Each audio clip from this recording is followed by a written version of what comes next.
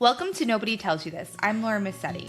Nobody tells you that being good at your job is only half of it. Nobody tells you that the other half is whether the people around you understand what you bring, trust what you can deliver, and actually choose you when something important is on the table. Most people find this out the hard way. My guest today rebuilt his entire business around this idea after being told that AI was going to make what he does less valuable. What he discovered in the process is something that every professional needs to hear. Wes Towers is the founder of Uplift 360, an Australian digital agency that helps construction and industrial brands get found, get trusted, and get chosen online. When AI threatened to commoditize his work, he did not step back. He rebuilt his approach around it while doubling down on the thing that no one can replace: human clarity, trust, and the ability to communicate your value in a way that actually lands. He is also the host of the podcast Built, Trusted, and Chosen. Wes Towers, welcome. Fantastic to be here, Laura. Good to connect from the other side of the planet. People can hear my accent, and as you introduced, here in Australia, it's a freezing cold day today, but I'm all warm in the office here. Good. Well, it is supposed to be the summer here, so I always forget that we're flipped around.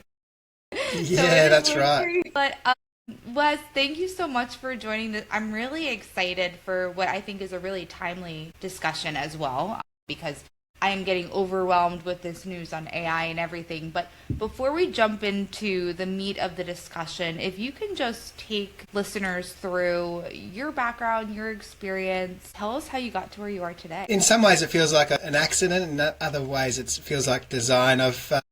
Back in when I chose my career path, websites weren't really a thing, but so I chose to study graphic design multimedia. I love the technical and the creative aspects of that career path. But by the time I landed at my first job in marketing, it was an award-winning marketing company in Sydney in the year 2000, so the Olympics year there. But they'd never designed a website, so this is how far marketing has come since I started in the industry. No websites. Well, some businesses had websites at that time, but not every web business, and certainly no social media, and certainly no AI, that's for sure. So it feels like a wild journey since then. But they won a project to do a website, and they said, "You're the young guy, better figure out how to build that site." So I did that, and I loved it. I just loved that technical and the creative blend, and it's just suited my personality. So I was their web person, and then a few short years later started my own business naively. Had no idea how to run a business. I had a skill set I was confident in, but I was not confident in every other aspect of business, that's for sure. Just didn't know what I was doing. Well, luckily none of us know what we're doing. Yes. So, I didn't even know how to do a proposal or an invoice or bookkeeping, and just going to the client meetings was overwhelming. But I quickly figured out how to do those things and got myself into some good groups of people, masterminds and networking and so on, to learn from observation, to see how other people do what they do. And it's an industry that changes super fast. So I've always said if I stopped today and came back in 6 months' time, everything would have changed. It would be hard to pick it up again. But the last few years has been crazy.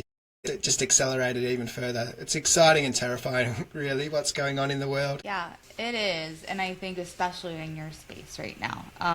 All of the headlines coming out at this point is that marketing is ceased to exist, but I think it all depends on how you look at it and what you're going to commit yourself to in your business. So share a little bit more on you and your business journey around AI to date. So I got a business valuation done, and it was about 3 years ago, maybe just a bit more now, and everything was lining up that they typically look for to get a great valuation, but the valuer said that AI was a massive threat to the whole industry, not just my business. So I'd done nothing wrong necessarily, but he just explained, hey, people don't buy uncertainty, and so your whole industry, and a lot of industries realistically, are under threat, of AI. So I kind of knew that, and we kind of hear all the media reports around that, but I sort of didn't take really any massive action on it, simply because you don't necessarily trust the media, do you? Everything's a little bit exaggerated at times. But to hear it from a professional like that meant that I had to really sit down and think about what's the trajectory of this industry, what's changing, what do I need to adapt and evolve so that we're viable for the long term. And it became really clear there's going to be less need for technical capability, so programmers and so on. From a marketing standpoint, that sort of stuff is getting easier and easier. You can jump on and vibe code a lot of things. But from the marketing standpoint, it became really clear that the humanization of brands is going to be really important, because you need a distinct way you can stand out in this crazy world we're living in. And I think there's a growing hunger for real, authentic connections and people that we can trust, because we can't trust what we read. We can't trust what we see. We see photographs that are not really photographs. They're AI, or even videos. They look realistic. They look exactly like the people they purport to be. So all that means is, whilst it's fun to watch, it also means we don't trust anything anymore. So I think the role of marketing now is to enhance the trust and authority and reputation in the marketplace, so people can, you've got to be found in the first instance, but to elevate that every trust signal you possibly can. And to humanize your business is one way you can do that. So you've got a company brand, but also to leverage to a degree your personal brand as well, where you can. And that's the advantage of smaller businesses. It's really hard for large corporations to do that, but some do. You know, think Elon Musk, for example. That's a personal brand leading a company brand. It's certainly possible, but it's a big advantage for the smaller businesses who are a little bit more nimble, who can do this stuff more effectively, I think. Yeah, I love that perspective with the focus on the human piece of it. And I even find it now as I'm working to scale my business, and I have needed to get more support now on the marketing front of things, just as I grow and, you know, there's less time for me to do things. And what I found is, even just over the last couple of months, it's become increasingly more difficult for me to market and promote myself. So it's just so interesting to see all of this come out on, you know, marketing is irrelevant, what all the ugly headlines that you're seeing. And I'm like, my goodness, I need to find a way to get my business out there that does not come across like I'm in this sea of AI. So I think it's harder.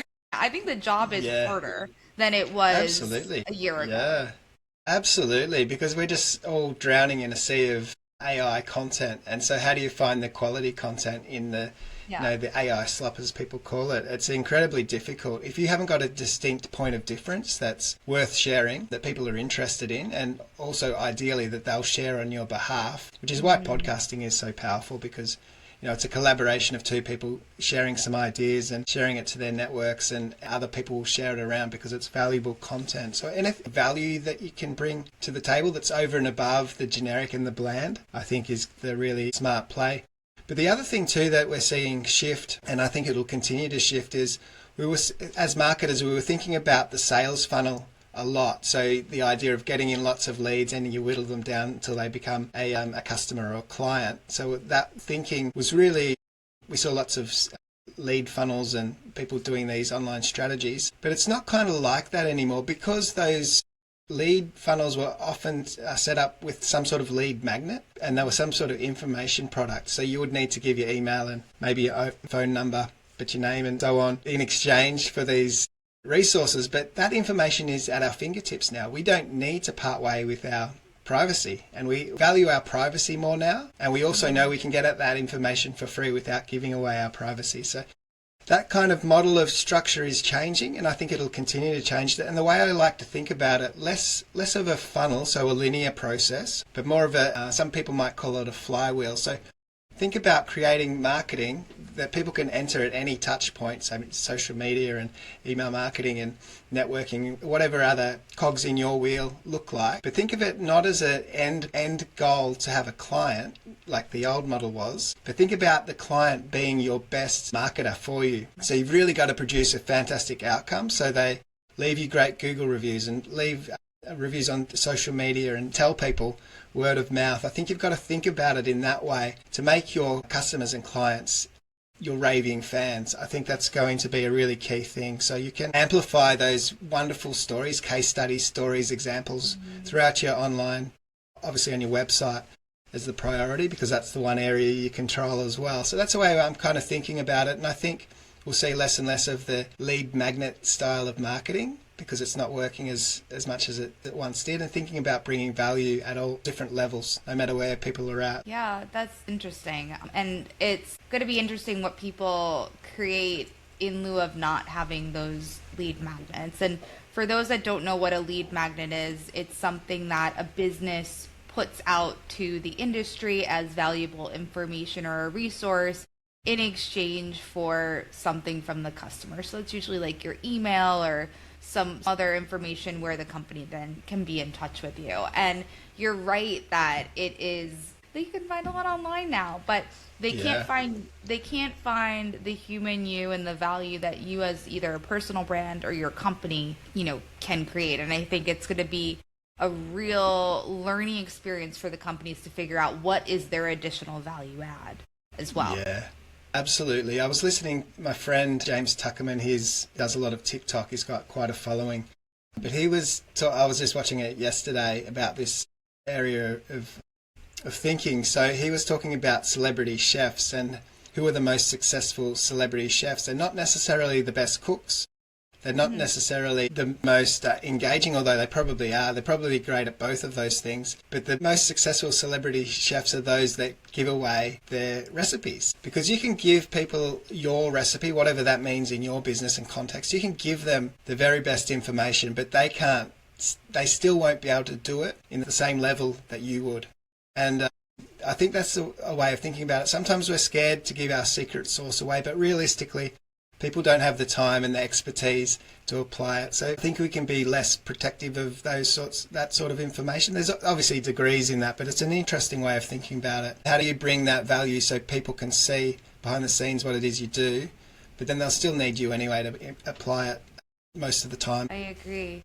So, what advice would you give to younger people now that are coming into the marketing industry, because it's a total different animal? Yeah, well, I think niching is super important, and that's why we niched into the construction and industrial brands, because then you can have a really high level of knowledge around that area of that type of client, because you're gaining knowledge from one project to the next, so you can quickly learn what works in one set of circumstances, and every business and every client and customer will be slightly different, but you'll quickly figure out what works in certain circumstances and get success quicker. So I think those niched opportunities are going to be an interesting way that people can grow, and I think all of us need to think like an entrepreneur, even those that set out to just do a regular career path and trajectory. I think that it's going to be those that think beyond just the technical aspect of doing the work, and those that can think a little bit more creatively and think about what the trajectory looks like. That's what entrepreneurs do. They think about where there's a need, because when you can facilitate solving someone's problems, that's what income follows. The bigger the problems you solve, the higher your income will be typically, if you think about it that way. So you've just got to figure out problems that you can solve at a higher level than other people, even in your career path, and that'll stand you in good stead. There will be job losses. There's just the nature of when there's a big shake-up like we're seeing now. I think some people are not going to do very well, but those that can think creatively like an entrepreneur will do exceptionally well, I think. Yeah, I agree with you. Now, what brought you to the construction industrial side of marketing? It was really by accident. I think I mentioned at the start of this show that a lot of things feel like they were by accident and some were by design. And that was certainly an accident. Sometimes people assume I had some sort of construction background or industrial business background, and I didn't at all. What I found was I started the agency quite generalised, so we took on anybody really. But I discovered the majority of our better clients were kind of in similar fields. And I'm not 100% sure why, but I think it's because those types of founder-led businesses, they're typically really grounded people. They're down-to-earth, pragmatic, hands-on, just want the job done. They're really pragmatic in that way. So I think for whatever reason, I relate really well to those types of people.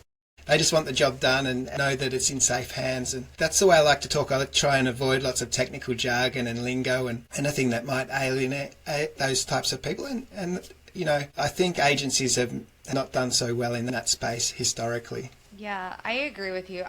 Background is in the technical side of things, so technical sales. I worked for big tech companies. But it's interesting because I was given advice very early on to say that you need to really find your discipline within that. You need to find your industry. So for me, I got attracted to the healthcare industry. And it's interesting that like after a couple years of being in it, suddenly you're an expert and you're like, when did that happen? I definitely didn't plan for that, but I think it does a couple of things. One, it gives you leverage to be able to move into other spaces, Right. So, Yeah. like, you can then move from being in marketing into another piece of that industry that you chose, which is great. The other piece of it is that you really develop your personal and professional brand to have Yeah. more flavors to it. The best piece of advice that I got was to like find cross disciplines in what you're building. Yeah, absolutely. So you've got a core. It's almost like a snowball, isn't it? As it just continues to grow, but Yeah. it's set on a trajectory and a direction and a path Yeah. as you move forward. So yeah, that's great advice you got. And I think, yeah, Sorry. No, the one thing that I'll say that, like, at certain points I regretted from that was there's always that piece of, like, should I pivot, right? And I think it does yeah, also make the pivot to something else a little bit more complicated. yeah, that's definitely true. And I suppose that's the risk of like.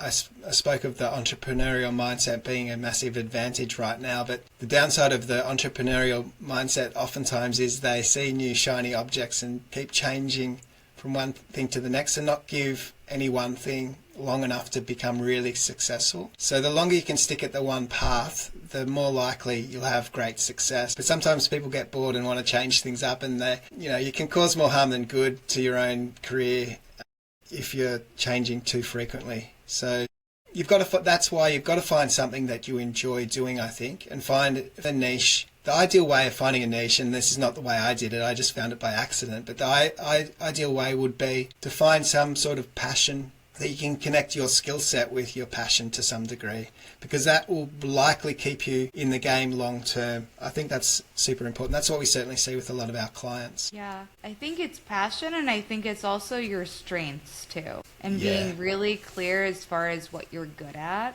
because that's a big. I do think that like what you're good at, naturally you also begin to like, because you get that validation that this Yeah. feels right. I'm doing something good, and they have, what is it called? The Clifton Strength Finder. I don't know if you've ever taken that before, but it's like a self-diagnostic of what your strengths are.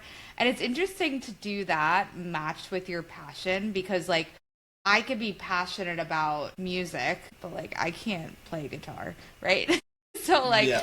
likelihood of me being a rock star is not going to happen. That's absolutely. I haven't done that particular Strength Finder, but I've done others. One of them was really interesting. It said one of the career paths I should have considered was to be a racing car driver, which I thought, well, I'd be happy to do that, but I'm not sure that's for me. But it was a whole lot of fun. Yeah, there's just all different ways of fun. And you're right. So probably, whilst I didn't have a construction background, I knew I was creating great success in those fields. They were the happiest clients by far. They were just over the moon by the results they were getting. And so you're getting affirmation and praise all the time. All I was from those types of clients. I go, this is pretty fun. This is pretty enjoyable when you're doing such wonderful, creating great outcomes, because I suppose the stakes are so much higher oftentimes in those industries, because even one additional sale can be incredible for them. So to be able to improve their online presence and get a few more customers, it really means a lot to those customers.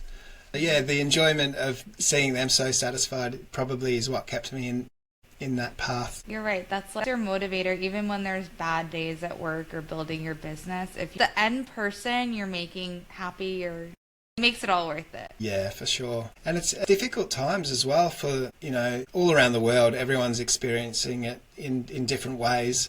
But certainly for our clientele, we've got clients all around the world, and it seems kind of similar for all of them in that there's challenges, there's cost of living problems, and there's, the prices of everything, building materials going up and so on. And now that obviously the fuel, getting things to our side of the planet can be a bit of a challenge when fuel's a problem. So, we're so far away from a lot of the things that we need. So, yeah, different challenges, and it really makes a tremendous difference if we can help a client, get a little bit more business out of the online experience. Yeah. So which sort of marketing discipline at this point within the whole space of marketing do you think is like on the trajectory for growth at this point? Yeah, that's an interesting question. I think it's got to be multi-pronged. I think you can't rely on any one platform. Certainly what we're working towards is for our clients to show up in large language models. And the good news for that is the same strategies that we once used to rank highly in Google apply to the large language models, although it's far more sophisticated than that. Back in the old school days of SEO, search engine optimization, you'd be thinking about keywords like the service and the location, Plumber, Melbourne, for example. But now people search in full sentences, and they even have a conversation with the large language models. So you've really got to have quality content that addresses those needs so it can be surfaced. And you've got to build authority and reputation in Google, but also large language models so you can show up at all the right times. So yeah, that's what we're working towards the most. It's going to be interesting to see how it all plays out.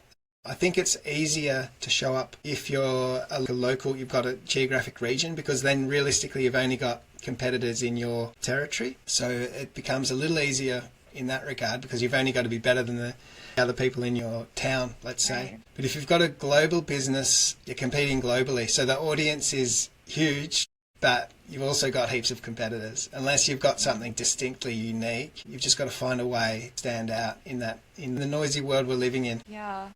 I feel like there might be an opportunity where this is almost a revolution of small businesses too. Like you will see all of these niche local players, people going to them because their brand, their service, whatever it is, it's human, it's relatable, and it's relevant for them. And the other thing, as you touch on, like the micro business, we used to just call them freelancers, but a lot of people are positioning themselves as fractional. So where they once might have worked for one company doing whatever they're doing, now they're doing it just maybe one day a week and doing it for multiple companies. So I wonder, that probably will be a growing trend, because then you can get as a company, you can hire someone who's exceptional at the role you need fulfilled, but you might not need them 5 days a week. So I wonder if we'll see more and more of that. Let's discuss that actually in 6 months. It'll be curious. My prediction is we'll see a rise in that even over the next 6 months. Yeah, I agree with you, especially with the Gen Z population and early professionals. A big trend has been leaning towards that gig economy as well. And yeah, you're right. I do fractional work as well. And it's great because you can kind of do a couple things at once. And also you provide more value to the client because there's less of an investment, but a higher return. So yeah, let's talk about that. Let's talk about that in 6 months. And it will be summer for you then, and winter for me. So we'll be So Wes, I end each podcast with the same question that I ask all of my guests. So early in your career, looking back on your early career life, what's something that you didn't know, but once you figured out, it changed everything for you? Yeah, certainly.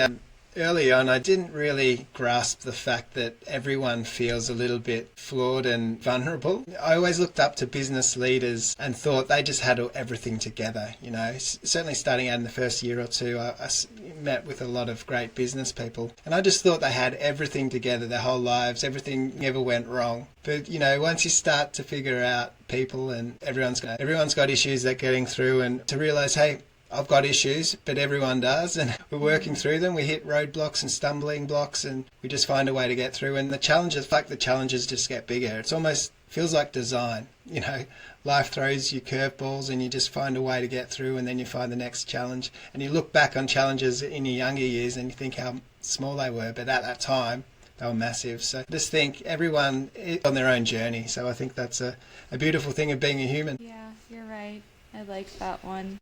So Wes, where can folks follow up with you after? Yeah, uplift360.com.au is the website, AU being an Australian website. But if anyone did visit there, they'll see lots of global brands that we work with, and people can book a strategy call with me directly there. It's a free call. We'll do it on Zoom, so it might be a different time zone, so it'll either be me getting up early or staying up late, or vice versa, but we'll make it work. I guess that's part of living in Australia, right? Well, Wes, thank you so much. I'm going to provide all your contact information in the show notes as well. It's been such a pleasure, and I'm taking you up on that. 6 months from now, we're having this conversation. Perfect. Let's lock it in. Thanks, Laura.